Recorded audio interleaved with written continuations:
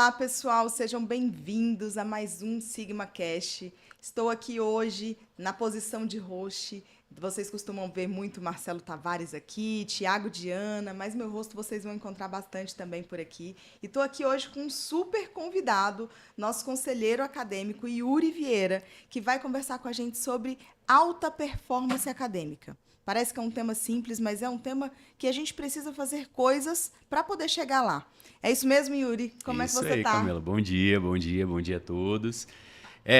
Hoje a gente vai falar um pouquinho sobre essa alta performance, né? Que muitos ficam ali em busca, mas entender o que realmente é essa alta performance. Maravilha. E aí, para a gente já começar esse papo que todo mundo fica na dúvida, o que é estudar certo? É estudar mais? Bom, Camila, então, isso vai variar muito de indivíduo para indivíduo, né? Dentro desse trabalho de aconselhamento e senta e orienta, cada um de nós tem um patamar ali de o que é estudar certo. O não é o estudar mais, né? O estudar mais, ele é um dos indicadores que a gente utiliza ali para analisar se o estudante ele precisa se empenhar um pouco mais em determinada disciplina, por exemplo, mas não estudar mais o nível dele entrar em exaustão, que é a nossa maior preocupação. Hoje a gente tem uma nova nomenclatura para essa exaustão, né, que é o burnout, que também a gente vai conversar sobre. Mas hoje a gente fala do burnout acadêmico, né? Então ele saber dosar ali tempo, gerenciamento de tempo, o que é mais importante, né? O que ele está tendo mais dificuldade e não ficar só patinando. Eu acho que tem uma coisa que, assim, para mim, eu sempre estudei de um jeito meio diferente. Quando eu era pequena, eu estudava muito na frente do espelho. Então, era um processo mais decorativo. Perfeito. Depois, eu entrei num looping onde eu precisava entrar num nível de muito hiperfoco.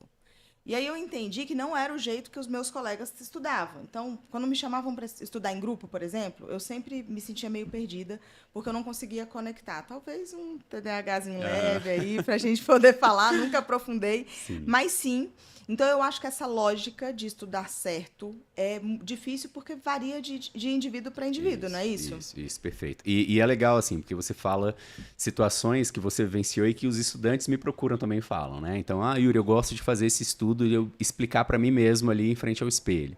Ou às vezes eu estudei e eu vou dar aula para minha mãe lá, ou para meu pai, para o meu tutor, né? Estudar em grupo. Eu sou o cara defensor do estudar em grupo, porque você pega ali seus colegas que têm menos habilidades naquele assunto que você e você vai tentar passar ou transparecer aquela informação para eles de forma mais assertiva. E aí, consequentemente, você tem um feedback também daqueles seus colegas que te dão segurança, né? Você sente segurança em estudar com aquela galerinha ali e ali você vai vendo o que você pode melhorar, o que está ainda aquém do esperado.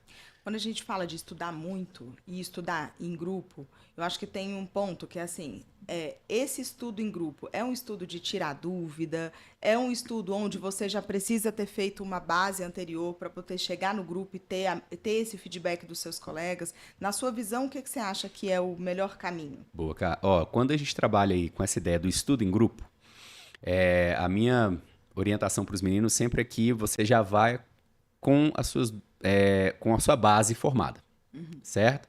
Então você já chega ali com uma ideia do assunto, como já segura um pouco daquele assunto, para que você possa passar aquilo para os seus colegas e depois você ter o feedback. O estudar em grupo para poder tirar dúvidas em grupo pode ser que se atrapalhe, como você trouxe. Né? Pode ser que você tá com muitas dúvidas. Você vai estudar em grupo, aí o colega A tá com mais dúvida que você e o colega B não consegue sanar nem a do A e nem a Deu do ruim. outro. Deu Exatamente. ruim. Então, tem que estar muito preparado para ir para esse estudo em grupo. Então, inicialmente, você fazer o seu momento solo, tentar basear, aí monta um mapa mental, monta o seu flashcard, esses são os instrumentos que a gente vai desenhando também nessas assessorias, e a partir daquilo ali, você leva essa informação para o trabalho em equipe. Maravilha. Eu acho que assim, a gente, como Sigma, é muito reconhecido por ter um volume alto de aulas, um volume alto de materiais para os alunos estudarem. E acho que isso tem uma estratégia, né? Tenho certeza que tem uma estratégia. Você, Sim. inclusive, é uma figura muito simbólica desse processo de estratégia de estudo dos nossos alunos. Mas muita gente acha que é estudar, o tal do estudar mais. E eu queria saber, na sua visão, por que essa lógica do estudar mais é perigosa? E se é perigosa? Ó, como eu falei, assim, depende muito de cada indivíduo, né? Hoje, qual é a problemática maior que a gente tem, Camila? É a comparação, né? Então, hoje você tem ali aquele elemento lá no TikTok, né? No Instagram e tal. Então, o menino vai muito no comparativo. Ah, mas a Camila, ela consegue estudar até 2 da manhã e acordar às 5 para ir pro colégio, né? Tranquilamente. Por que que eu não consigo? Porque o seu organismo, a sua biologia, né? Eu, como da área também, posso falar isso com mais propriedade. A sua parte orgânica ela não funciona como a da Camila, entendeu? Então, os perigos vêm daí. Então, você criar estratégia. A questão do estudo é estratégia. Né? Eu brinquei até com os estudantes, eu falei isso com você no início da nossa conversa aqui mais cedo. Estudar não é gostoso. Gostoso é uma fatia de torta de chocolate. Né? Estudar dá trabalho, estudar te frustra. Então você tem que estar preparado para isso. Quando você pega ali uma nota, um resultado depois da sua noite de estudo, e você vê que, caramba, eu estudei ali bastante, tirei 5 nessa prova, valendo 10, mas eu estudei tanto, cara. Ali é a hora de você olhar e falar, bom, então beleza, 5. Então o que eu preciso lapidar nesses outros 5 já que é meu, eu almejo os 10 pontos. Então essa estratégia ela é muito importante. Né? Como que eu vou construir isso? Seguindo os seus curadores de excelência. Teve um momento que eu conversei aqui com o Diana e eu falei muito para ele essa ideia que eu oriento meus meninos a eles criarem a curadoria deles, né? O seu conselho. Né? Então o Yuri faz parte de um conselheiro como esse, né? A Camila, ele vai chegar lá e, pô, eu admiro muito a Camila. Então, Camila, como é que você chegou a essa parte da comunicação? O que que você focou mais? O que que você se preparou mais, né? Então, você montar essa curadoria faz com que você gaste menos energia, alcance seu resultado com a mais alta excelência possível, sem correr o risco do estudar mais, te prejudicar, te frustrar, daqui a pouco você não querer mais pegar num material, num livro, porque você vai sempre conectar aqui. Quando eu for estudar, meu resultado vai ser ruim mesmo, então eu vou deixar isso para lá. Eu vou tentar na sorte. E na realidade, a gente não pode contar sempre com essa sorte, né? E a gente tem uma coisa que é a exaustão, Isso. que a gente não pode negligenciar, principalmente nessa reta final dos estudantes, quando a gente olha para ensino médio, para concurso público, vindo do mercado de concurso público. Então, eu sei que esse movimento de exaustão, ele é real, é intenso e pode levar a situações muito difíceis. Aonde entra a exaustão nesse movimento da estratégia? Bom, um ponto que eu falo muito com eles é a exaustão, ela entra no momento em que, para você se preparar, você pensar e se preparar para começar a estudar, aquilo já te leva a um sofrimento. Né? Então, é uma palavra-chave ali, é esse sofrimento. Então, hoje eu tenho que estudar para a prova de natureza que vai ter essa semana. E aquilo para você já é um peso, já é uma dor, você já fica imaginando, cara, mas não entendi a aula do professor de matemática no assunto tal, de química no assunto tal, e aí aquilo você já vai bloqueando.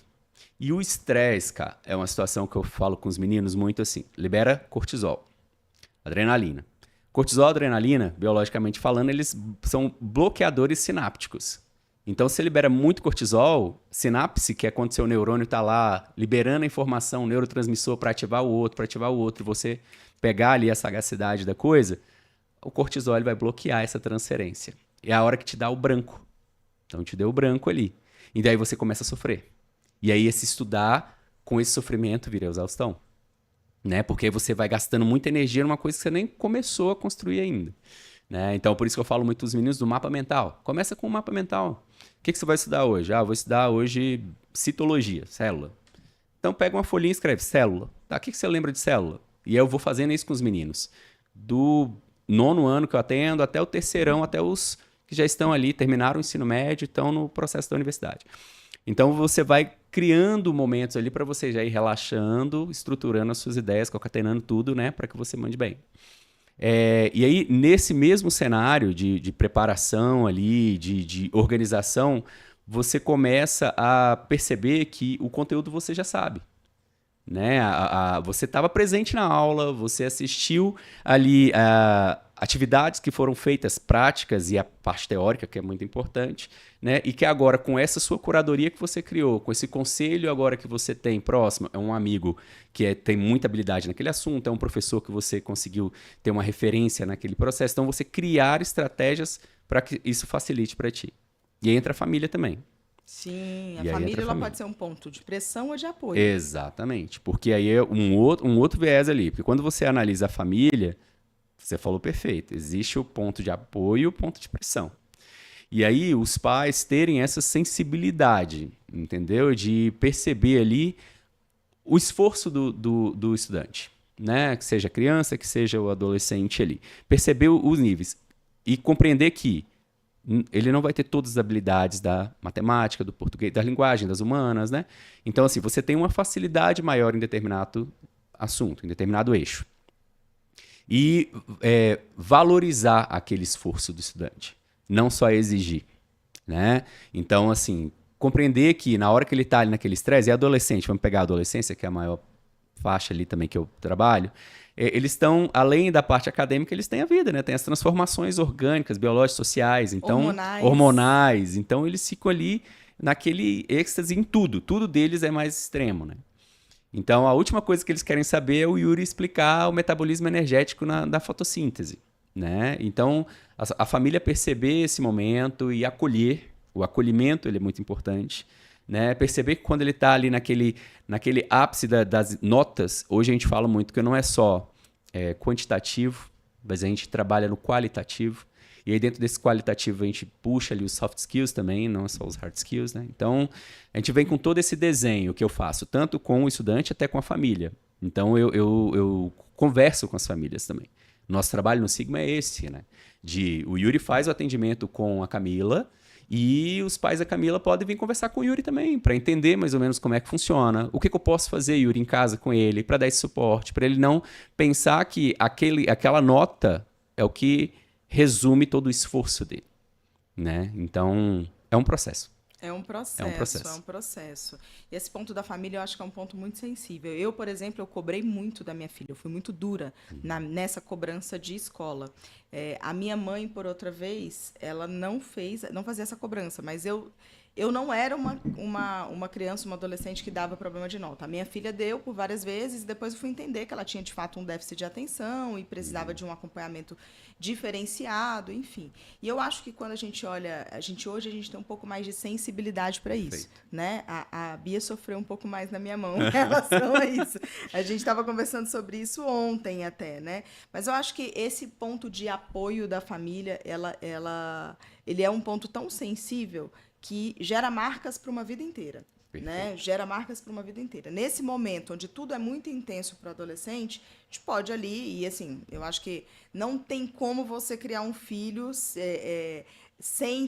amparando e excluindo ele da possibilidade de ter traumas. Eu acho que é muito difícil. As frustrações. Mas as frustrações vão acontecer, é um processo dele, mas a gente pode ser um pouco mais apoiador e menos pressionador. Eu fui muito pressionadora nesse processo com a Bia. Eu sei. Hoje eu consigo enxergar isso com mais tranquilidade.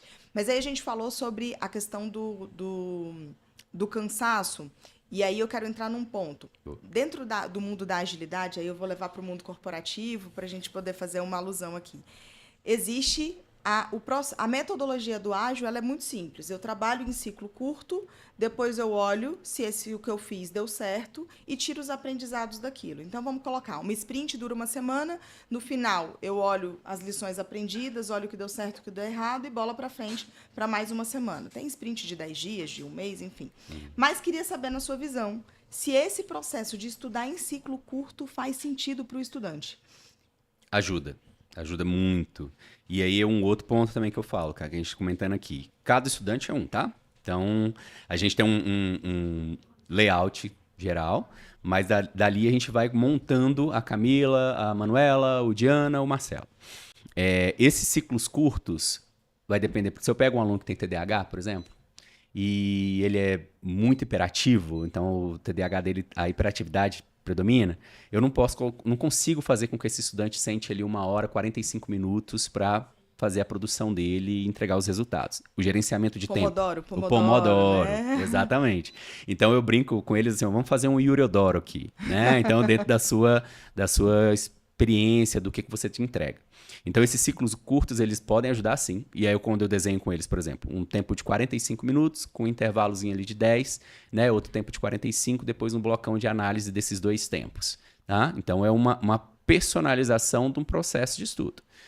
E a gente só vai conseguir perceber, cara, se testar, se experimentar isso, e sentar juntos e eu ouvir de você. O que você achou? Deu certo? Você está confortável? Né? Volto a falar, estudar não é confortável. Estudar dá trabalho. Mas você sofreu menos nessa estratégia que a gente criou? Né? Então, o ciclo curto, ele potencializa sim. E teve uma coisa que você falou antes da gente começar esse papo, que são as atividades que reenergizam a gente. Isso. Quais são? Conta um pouco sobre isso. Então, eu estava conversando aqui, pessoal, falando da dopamina, né? Porque a dopamina, ela é o que faz a gente mover, né? Sair da zona de conforto, estar sempre ativo. E o que descarrega nossos baldinhos de dopamina, né, Camila? É rede social, o videogame ali, os joguinhos aleatórios, enfim. Então você vai descarregando aquilo que você tem de mais precioso, que é essa dopamina no seu cérebro lá para te manter hiperfocado, vamos colocar assim. E o que reenergiza, o que faz com que seus baldinhos de dopamina sejam recarregados? Coisa chata, cara. Então, eu fazer atividades chatas me reenergizam no sentido de foco, de produção posterior. Então, vou te dar um exemplo, como eu tinha falado para vocês aqui, lavar uma louça. Olha que delícia. Pai, vocês vão adorar isso, lavar a louça. Já percebeu quando você fica muito tempo no celular? Chega um momento que você tá passando os feeds ali, assim, ai, que saco, já não tem mais nada pra fazer aqui. Ah, tá tudo repetido. Ah, eu já vi esse. Aí você bate aquela exaustãozinha ali, ai, que saco. Você vai lá, desce com o cachorro, você joga o lixo na lixeira, você vai lavar uma louça, se você quiser, você pega e vai lavar o carro dos seus pais. Os baldinhos de dopamina vão recarregar num nível que você vai depois falar, cara, hoje eu tô demais, olha o que eu fiz. Eu lavei a louça, eu arrumei a casa, eu fiz isso, eu fui pra academia. Hoje, onde a gente observa isso, cara? Na academia. Repara que os jovens hoje que eu atendo, muitos têm aquele full time na academia, né? Academia todos os dias, 2, 3 horas na academia. Ajuda a recarregar o baldinho de dopamina. Porque malhar é chato. É cansativo. Aí, lá vem. Eu vou falar logo com quem. Levantar peso, correr no aeróbio lá. É cansativo. Mas no final disso você não se sente a Mulher Maravilha. Depois você acabou ali, que tá saindo da academia, entra no seu carro, você fala, nossa, hoje eu me superei. São atividades que a gente tem um ganho rápido. A gente percebe que a gente teve um ganho imediato ali, isso, né? Então, no caso da academia, eu malho muito cedo. Então, levantar para treinar é uma coisa difícil para mim. Mas quando eu chego lá, vou e faço. E quando eu saio, de fato, eu saio mais energizada. Por que você conseguiu ir lá e sair mais reenergizada? Porque o levantar para treinar, que é aquele amarro que você faz, já carregou seu baldinho de dopamina. Para quando você chegar lá e correr, você já tá... Nossa, valeu a pena. Mas o despertador tocar às 4 da manhã, que é a Camila das 4 da manhã, né, é o que te deu uma recarregada. Caramba. É isso, fazer coisa chata. Faça o teste para vocês verem como é bom. Vou colocar isso. Mas eu sou uma pessoa muito de rotina. Então, por exemplo, eu gosto de acordar no mesmo horário. Aí eu preciso fazer uma meditaçãozinha para manter a sanidade mental. Então, eu faço uma meditação, aí vou treinar. E aí eu volto basicamente no mesmo horário todos os dias. O dia que eu quebro isso é um dia que eu me sinto mais bagunçada. Perfeito. Então, eu acho que a rotina, ela traz muita segurança para a gente. Né? E eu acho que a rotina para o estudante também traz esse ponto. E aí, falando um pouco de rotina, a gente estava falando sobre a questão de atividade física, que eu sei que é muito importante, mas quais outros pontos que você acha que são fundamentais para esse estudante olhar para além do estudo? Boa. Cara, ócio produtivo. Né? Eu brinco muito e falo muito com eles isso. Existe um momento, você pode ficar sem fazer nada. Você deve, na realidade, ficar sem fazer nada. Hoje a mente deles é tão acelerada que às vezes se eles estão lá sem fazer nada, eles sentem que tem alguma coisa errada. Não.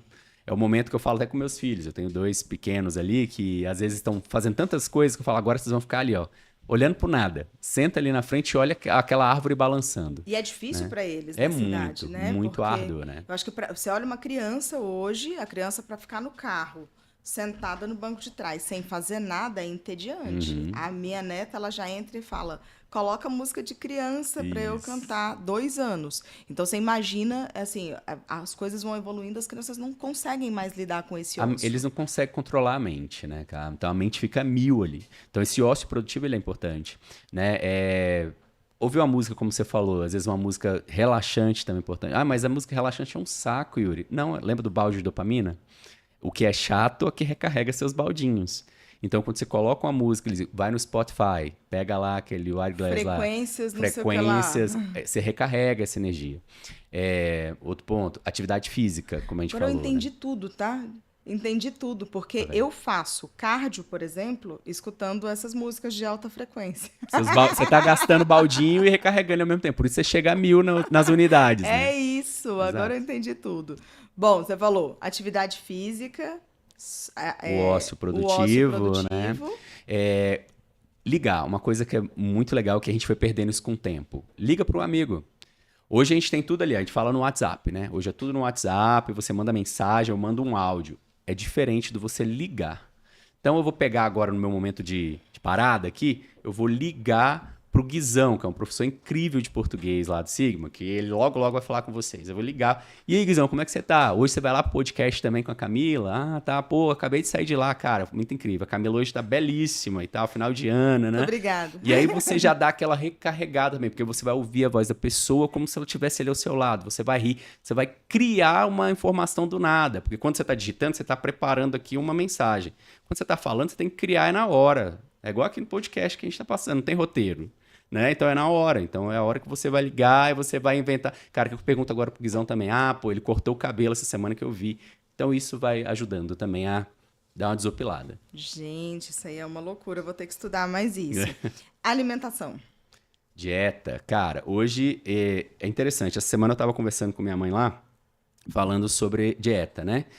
O ser humano, com o passar aí dessa sua evolução, ele vem perdendo muito a atenção com o que come, né? Então, hoje, por conta desse cenário corrido nosso, muitas vezes acaba, né, dando o braço a torcer para comer um fast food ali, ou até uma comida mais ligeira. Eu vou ali, não, deixa eu colocar só a carne aqui, o arroz, feijão, e não invisto muito em nutrientes. Então, por exemplo, que eu estava conversando com a minha velhinha lá, carnes com osso, né? Onde você tem ali o cálcio. Sabe qual é a importância do cálcio, cara? O cálcio, ele é um mineral que você só vai conseguir rolar sinapse, só vai conseguir pensar rápido, fazer suas atividades, pensar no que o Yuri está falando aqui, se o cálcio entrar lá na terminação do seu neurônio e liberar o neurotransmissor. Então, se você tem déficit de cálcio, você vai ter um pensamento mais letárgico, né? Então, consequentemente, você vai ter mais dificuldade ou vai ter mais exaustão em preparar ou planejar as coisas. Tá, Yuri, o que tem a ver a carne com osso? Quando você está cozinhando, aquele cálcio que está no osso do animal vai para o seu alimento, você ingere. Então, não é só a suplementação da farmácia, mas ali você tem na sua dieta natural. Né? Então, você é o que você come, né? Então, isso tudo também, quando eu sento com meus alunos lá, no momento de conselheiro, a gente trabalha com toda essa informação. E eu coloco as metas, né? Então, o carinha tem que cumprir aquelas metas e depois ele vai me trazer. Ele, cara, Yuri, faz todo sentido. Né? Então, a dieta ela é muito importante nisso. Água, hidratação, né? Então, assim, muitas vezes, não, eu tô tomando muita água, mas é porque você está consumindo creatina, o seu whey protein, não é só para isso. Né? A água que vai ajudar, por exemplo, para você liberar a toxina do seu corpo. Então, se você passa muito tempo sentado estudando, você tem que beber muita água, porque enquanto você estuda, você está liberando toxinas também. E aí, se essas toxinas ficarem circulando, você vai começar a ter os seus brancos. Aí você vai entender que você não está aprendendo nada. E, na real, é só uma hidratação que você não está fazendo adequado. E o sono? Sono, reciclagem do sono. Hoje, o que acontece? Muitos têm aquele hábito, não consigo, eu sou noturno. Não, eu sou de hábito noturno. Não, você não é uma coruja, né? Então, eu só vou dormir mais tarde. Não, eu estudo até tarde. O sono ele tem que ser bem regulado. Mínimo 6, 8 horas ali de sono adequado. Não ir para a cama com telas. Mas isso é muito clichê, né, Yuri? Todo mundo fala, não ir para a cama mexendo no celular e tal. O que você acha? Né? Então, assim, ter um sono equilibrado. No período da tarde, chegou do colégio, almoçou, fazer aquela cestazinha ali de 20 minutinhos, 30 minutinhos. Mas não é igual a galera chegando e fala, Yuri, então eu chego do colégio, aí eu almoço, aí eu durmo assim, eu volto umas 2, 3 horinhas, aí eu acordo, aí eu vou pra academia, passo mais 2. Eu falo, meu Deus do céu, mas você dorme igual um gato, né? E vai pra academia. Onde fica o estudo? Então é o equilíbrio. Né? Muito bom. Essa coisa do sono é importante para mim desde sempre. Quando nós éramos criança, eu e minha irmã, a minha mãe botava a gente para dormir 8 horas. Então, passei 8 horas da noite, era o horário. E eu passei muito tempo achando que esse era o horário normal das pessoas dormirem. Depois que eu cresci, que eu vi que as pessoas dormiam 10, 11, meia-noite, eu achava aquilo muito louco. Então, até hoje, eu tenho o hábito de 10 horas estar dormindo. Dormindo, isso. Dormindo. Então, no geral, 9 e pouco, eu já estou desacelerando. E aí, a coisa da tela no quarto faz diferença, mas é um exercício também, porque a gente está viciado. E aí tem um livro que a gente trouxe como base, até para a proibição dos celulares nas escolas, e da gente embasar isso para as famílias, para os alunos, que é o Geração Ansiosa. Não sei se você já leu, mas esse livro é fantástico. Perfeito. E ele fala muito dessa questão das telas, porque virou um subterfúgio nosso. Perfeito. Então, eu tô parado, eu não consigo lidar com aquele meu ócio, então eu pego meu celular. Eu vou pro quarto, eu pego meu celular. Eu tô na sala, eu pego no meu celular. Então, além da perda das relações, que isso é fato, mas essa questão da ansiedade e da exaustão também pode ser exacerbada por essa questão das telas. Exato. Faz sentido? Perfeito. E é o que você fala, assim, e aí concatando com sono que a gente falou, né? Você no outro dia se acorda destruído, você chega na escola sem ânimo para nada, nem de conversar com seu colega, nem de ouvir o professor com aquela informação que para você é chata, né? Eu não vou conseguir, mas lembra do baldinho de dopamina? Aquela informação chata é o que vai te recarregar durante todo o dia.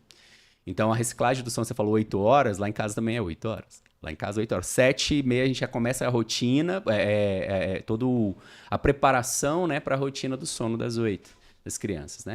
Então, assim, isso faz toda a diferença e os professores vêm. Meus filhos são pequenos ainda, né? Tem 10 e 6 anos, mas as professoras nos atendimentos falam a diferença que elas veem de quando tem esse acompanhamento, que é o nosso caso, quando a gente conversa, daquelas crianças que não têm essa sistemática. E aqui eu estou falando de criança, mas para adolescente ainda é mais potencializado, porque como você trouxe, existe ainda a interferência hormonal, que aí vai dando essa desequilibrada.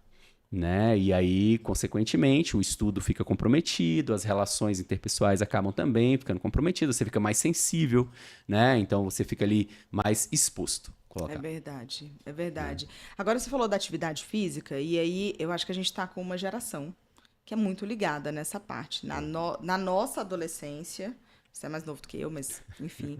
Na nossa adolescência, a gente não tinha essa conexão tão grande com a atividade física. Inclusive, eu fugi de todos os meus professores de educação física. Minha mãe tinha que ir lá conversar nesse momento aqui, ó, de conselho, para poder entender porque eu era assim, eu queria fazer trabalho escrito, eu queria virar apoiadora dos professores, mas eu era assim também. Fazer atividade para mim era morte. Inclusive, se tem bola, era dificílimo para mim. Então, eu não tive muito estímulo quando criança, não porque minha mãe não quis, mas porque, de fato, não era uma coisa que eu gostava. Aprendi a gostar depois de mais velha. E depois de mais velha, eu entendi que isso faz muito bem para o meu emocional e para o meu psicológico. Mas, naturalmente, depois que você fica adulto, você tem menos tempo também para poder fazer as coisas. Então, hoje, ficar 1 hora na academia é desafiador. Você precisa colocar na agenda, você precisa ter a rotina, precisa ter muita coisa. O adolescente, ele tende a querer ficar mais tempo. Perfeito. E isso pode contribuir para a exaustão dele também? Muito, muito. Porque, como eu te falei, por mais que a atividade física ela ajude, né, o estudante ali nesse processo, o excesso também traz problemas. Então, quando um estudante chega para mim lá, um adolescente chega e fala assim, Yuri, eu vou para academia 1h30, saio de lá por volta das 3, 4 horas. Bom, você é um atleta de alto rendimento? Não, é porque eu vou para lá, aí eu pego esse horário, vou malhando com calma. Eu falei, não, mas espera aí, você tem que gerenciar o seu tempo. Se você quer passar medicina na USP, né, e etc., como alguns chegam, então a gente tem que planejar melhor isso daqui. E dentro do planejamento deles, que é o que eu construo, eu coloco o horário da academia, o horário do ócio produtivo, o horário da leitura, o horário de comer e etc.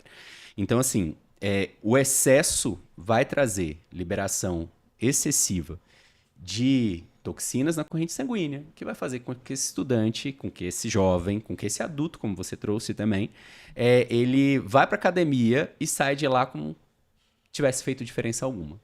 Então, reparem, e eu falo, nosso corpo ele fala. Eu converso muito isso com os meninos. Nosso corpo ele fala, o seu organiza a sua respiração, o seu hálito, tudo. Repare, você chega um momento na academia que você tá em êxtase, tipo assim, caramba, eu tô vencendo. O primeiro gotinho de suor que escorre, você já fala, olha, tá valendo a pena, né? Tá valendo a pena, esse momento agora eu cheguei. Ali é o momento de você já sentir e falar, ó, chegou. Que aí você já sai dali com missão cumprida. Só que alguns extrapolam isso. Aí sai com dor, com cãibra, aí acabou. Você extrapolou o que deveria. Mas, Yuri, esse não é o objetivo da academia? Vamos pensar no foco academia que a gente está conversando, né? Atividade física. Mas esse não é o foco da atividade física? Eu percebi ali que eu cheguei no meu máximo. Se você é um atleta de alto rendimento e é esse o teu foco para você hipertrofiar e seguir aquela vida ali, talvez sim. Mas se você sobrecarrega se todo o seu hiperfoco de vida for em cima disso, a exaustão ela vem. E ela vem com a frustração que você tá ali sentindo dor, levando ao máximo e você não tá hipertrofiando como deveria, porque você não tá dormindo direito, porque você não tá comendo direito, porque você tá estressado, você tá liberando cortisol, suas células não estão reconhecendo que você é um ser humano, você não é uma máquina. Que você não é aquele carinha do TikTok que tá hipertrofiando monstrão e que ele fala lá que chegou naquele corpo em 2 meses e você já tá 6 meses malhando, mas você não sabe o que ele tá ali por trás daquelas câmeras para chegar naquele nível. E se ele realmente está falando a verdade? Né? E como é que é o seu biotipo? Como é que é a sua biologia? Como é que é a dele? Então, é o comparativo que a gente falou lá atrás. Então, hoje isso tudo tem que estar em equilíbrio. E aí eu falo, esse é um dos papéis do conselheiro. Dentro da sua curadoria que você criou e do conselheiro Yuri aqui, também nessa construção e nesse alinhamento com os jovens, né? Legal. Yuri, perfeito. Eu acho que a gente falou muitas coisas legais aqui. A gente falou do planejamento, falamos de coisas básicas para o ser humano, dormir, comer direito, Atividade física. movimentar o corpo, é o mínimo que qualquer ser humano precisa fazer em qualquer Socializar, idade. né, cara? Sair. Socializar, diminuir as telas, ter um momento de ócio, né? Perfeito. E tem literatura vasta em relação à questão da importância do ócio mesmo. E ócio não é preguiça, tá, gente? É diferente. É diferente. São coisas diferentes. Mas com tudo isso que a gente falou, agora eu queria que você amarrasse, trazendo para mim o que você vê como alta performance na escola, para o estudante.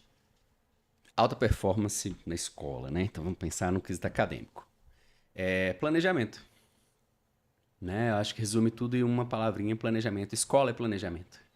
Né? A gente não sai de casa, eu converso muito com eles também, assim, a gente não sai de casa. Hoje eu vou dar uma aula de mitocôndria, a whey, assim. Eu preparo, porque eu sei que a Camila talvez não curta biologia, mas o Guizão, ele gosta muito daquilo, ele está se preparando para os... Então, planejamento. E aí essa alta performance, ela vem com planejamento. Das minhas dificuldades, o que eu tenho que focar mais para eu não ficar patinando numa coisa que eu já sei. Nós tivemos agora essa reta final para os vestibulares, né, para o PAS, para o Enem. E aí tinham alunos que chegavam, Yuri, mas como que eu vou estudar isso tudo agora faltando um mês? Não, você não vai estudar isso tudo faltando um mês. Porque você já sabe, você está preparado. Onde a gente vai trabalhar agora? No foco naquilo que você tenha mais dificuldade. Então, o planejamento ele é muito importante. O planejamento até na hora que você vai almoçar. Onde eu vou almoçar? Em que lugar eu vou almoçar? Ah, se eu já estou muito estressado, eu vou almoçar lá na feira do Guará? Eu vou acelerar mais ainda, né? Então, esse planejamento ele cabe em todos os pontos para que eu alcance a minha alta performance. Que seja na escola, que seja na vida. Na vida, né? Excelente. Foi quase uma terapia isso aqui. Yuri, muitíssimo obrigado. Acho que a gente falou coisas muito legais aqui hoje. Vou deixar aqui o momento final até para você explicar um pouco qual que é o trabalho do conselheiro. Você já falou muitas coisas, mas eu acho que dá para resumir isso aí, fazer um pitch rápido para a gente, até para a gente conseguir fazer os estudantes entenderem a importância. Eu sei que você tem sua agenda aí lotada no decorrer do ano, atendendo os alunos, e eles querem, eles movimentam, mas eu acho que vale a pena a gente deixar aqui a público também o que é o conselheiro acadêmico e o que ele faz. E aí, com isso, a gente finaliza o nosso Sigma Cast de hoje. Perfeito, perfeito. Ó, o trabalho que a gente desenvolve, né, que eu desenvolvo dentro das escolas aí Sigma, é justamente fazer esse papel de organizar, de planejar a vida do aluno. Né? Então, de sentar ali, primeiro, com aquela anamnese, de perceber as suas dificuldades, analisar as suas habilidades. Então, mostrar para eles ali que, olha, você não é ruim em tudo não, cara. Olha a sua potência aqui. Então, analisar os resultados deles de anos anteriores. Então, um aluno que está chegando agora no primeiro ano do ensino médio, ele vai se deparar agora com um pré-veste ali, né? Que é o PAS. Então, ele vai ter que se preparar gradativamente. Então, pegar como é que foi ali o 9º ano dele, o 8º ano dele, o 7º, enfim, os anos finais dele. Fazer um pente fino com ele das suas ânsias, né? E a partir daquilo ali, construir com ele plano para que ele tenha metas alcançáveis. Porque também não adianta a gente criar a meta que o jovem não vai conseguir alcançar ali e aumenta a sua frustração e tal. Então, esse é o primeiro ponto.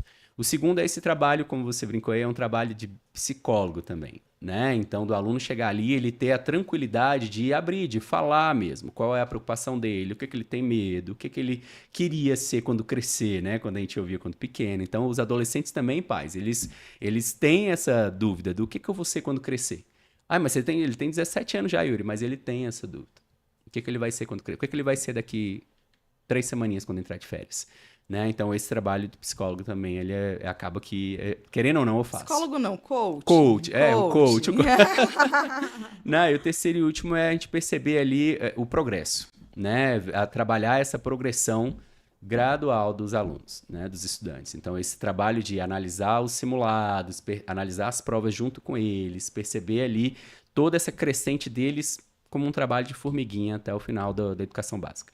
Maravilha, muito obrigada, Yuri. Gostei muito. Acho que a gente tem muita coisa para falar sobre esse tema. A gente não acaba com ele aqui, até porque a gente está falando de sonho. Então, assim, né? O alta performance é um passo a mais para a gente conseguir alcançar os sonhos de todos esses estudantes que almejam aí suas carreiras e tem tantas aprovações legais. E a gente se orgulha muito disso. Então, a gente tem muita coisa para falar. Então, Yuri vai aparecer aqui muitas vezes, gente. Já deixo aqui o convite para o próximo. Então, muito obrigada. Veio, né, cara? Lembrem de ativar as notificações aqui do YouTube, porque toda semana a gente tem conteúdo novo, toda semana a gente está trazendo um convidado com temas que são muito relevantes e que são pedidos por vocês nas nossas redes sociais. Então, fiquem à vontade também para trazer temáticas, tá bom? Então, agradeço muito a participação de vocês, agradeço muito a participação do Yuri e até a próxima. Tchau, tchau.